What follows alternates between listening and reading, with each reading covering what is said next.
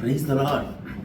இந்த நாளில் நம்ம பார்க்க போகிறோம்னா, ரட்சிக்கப்பட்டவர்களை, தேவனுடைய பிள்ளைகளை, ஊழியர்களை குற்றப்படுத்துவது சரியா இல்லை தவறா என்கிற காரியத்தை குறித்து தான் நம்ம பார்க்க போகிறோம். சரியா? இந்த நாளில் சபையானது மிகுந்த உபத்திரவத்தின் காலகட்டத்தில் கடந்து செல்வதை நம்ம பார்க்கிறோம். அநேக பாடுகள் சுவிசேஷத்தின் நிமித்தமாக மனிதர்கள் சந்தித்துக் கொண்டிருப்பதை நாம் எல்லாரும் செய்தித்தாள் மூலமாக அல்லாமல் இருந்தால் சமூக வலைத்தளங்கள் மூலமாக பார்க்கிறோம். ஒன்று, இயேசு கிறிஸ்துவின் சுவிசேஷத்தை தேவனை அறியாத இடங்களில் போய் சொல்லுகிற பொழுது வரக்கூடிய பாடுகளை பார்க்கிறோம். அநேக ஊழியக்காரர்கள் கடந்த நாட்களில் கூட துன்புறுத்தப்பட்டது, இரத்தம் சிந்தப்பட்டது, கொலை உண்ணப்பட்ட ஊழியக்காரர்களை கூட நம்ம பார்த்துருக்கோம். இரண்டாவதாக வேறொரு உபத்திரவம் உள்ளாலே, சபைக்குள்ளாலேயே இருந்து ஊழியர்களுக்கு வரக்கூடிய உபத்திரவத்தை குறித்து பார்க்கிறோம். அதற்கு ஆதாரமாக ஒரு வசனம் சொல்லலாம். கலாத்தியர் 5:15, நீங்கள் ஒருவரை ஒருவர் கடிந்து பட்சித்தால் அழிவீர்கள்.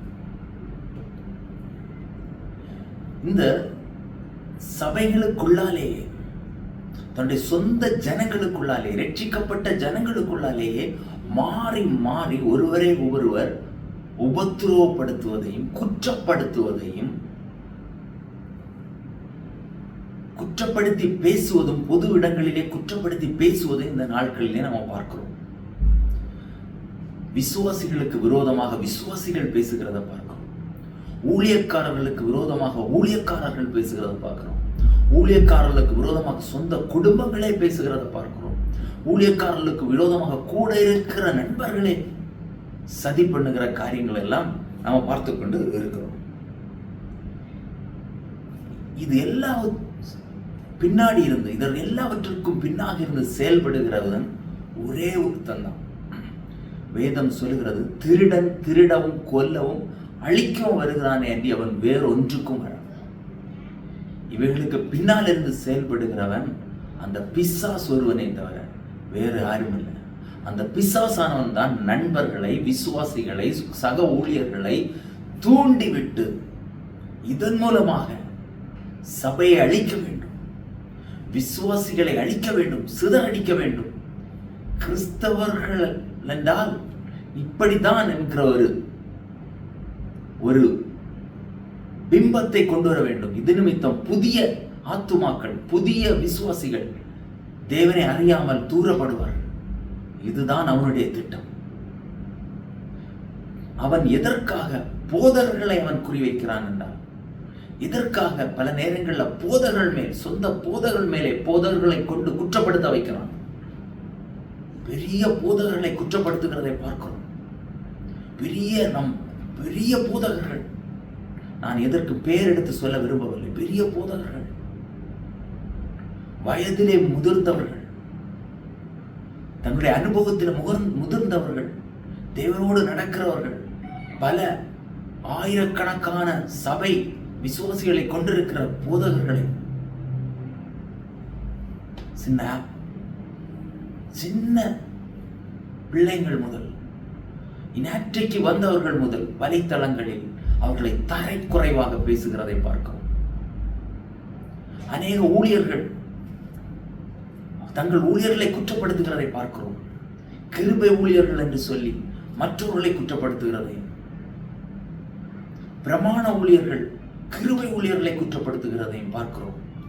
இவைகள் எல்லாவற்றின் பின்னாக செயல்படுகிறது அந்த சாத்தான், அந்த பிசாசானவனை தவிர வேறொன்றுமல்ல. வசனம் சொல்லுகிறது, அவனுடைய தந்திரங்கள் அறியாததல்லவே.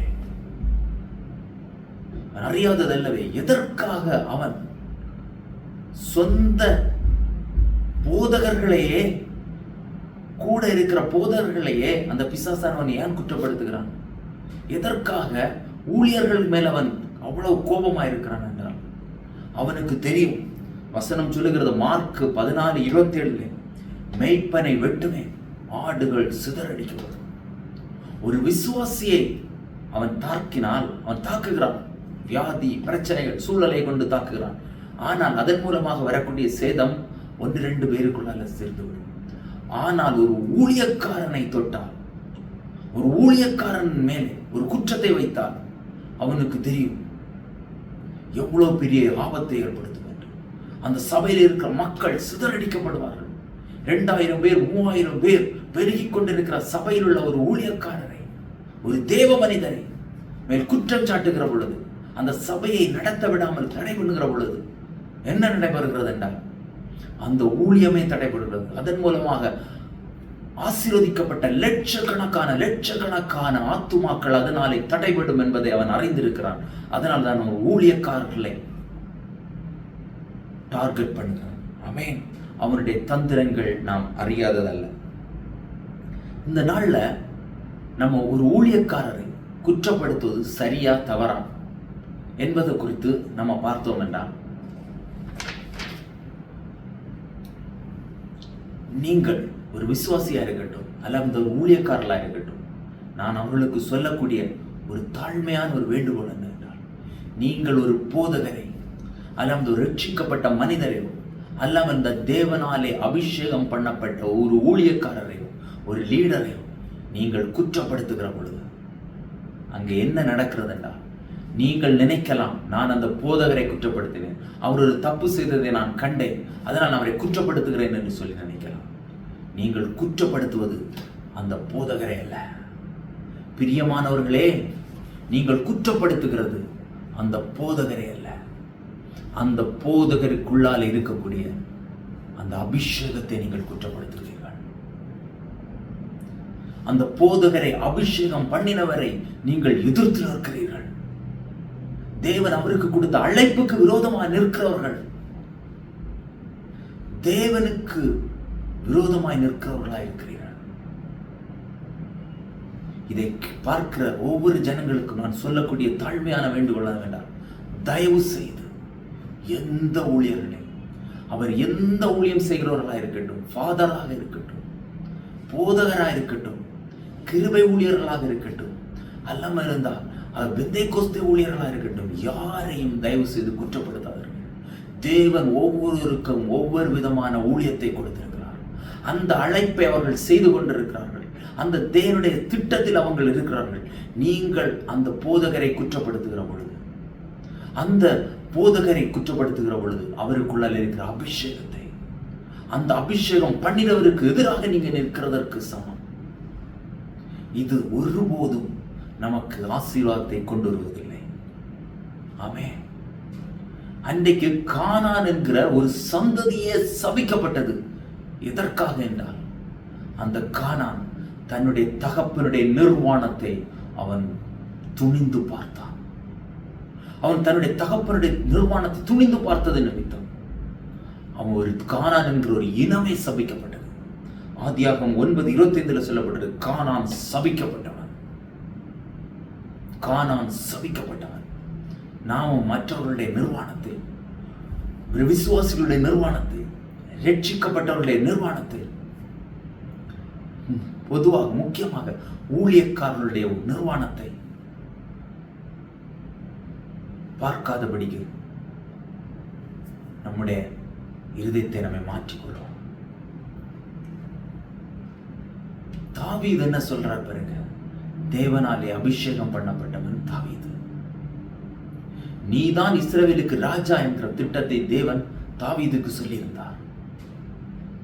தாவீதை குறித்து நம்முடைய தேவன் சாட்சி கொடுக்கிறார்.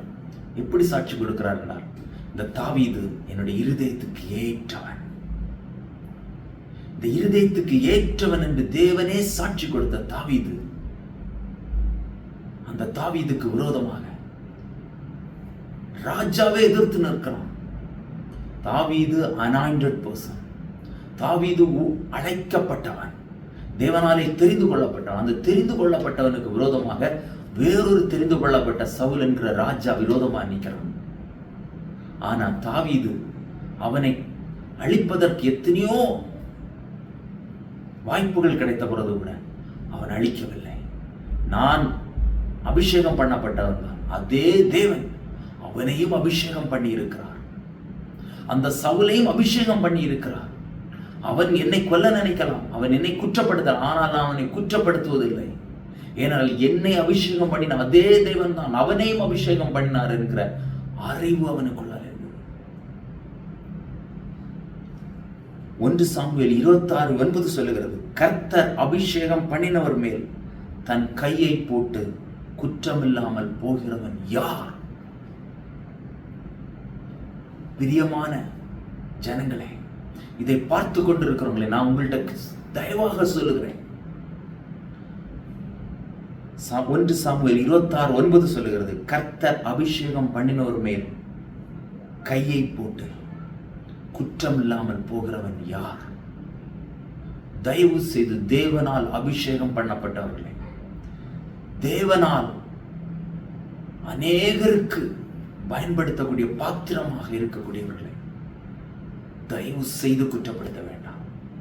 ஏதாவது குறைகளை பார்ப்பீர்கள் என்றால் அதே அபிஷேகம் பண்ணினவர் தான் உங்களையும் ரட்சித்திருக்கிறார். அதே தேவனுக்கிட்ட நீங்க சொல்லுங்க, நீங்க ஜெபியுங்கள் அவர்களுக்காக. வாய்ப்பு கிடைத்ததுன்னா நேராக நீங்க பேசுங்க, குற்றப்படுத்தாம பேசுங்க. ஆனால் தயவு செய்து யாரை பொது வழியில் நீங்கள் குற்றப்படுத்த வேண்டாம்.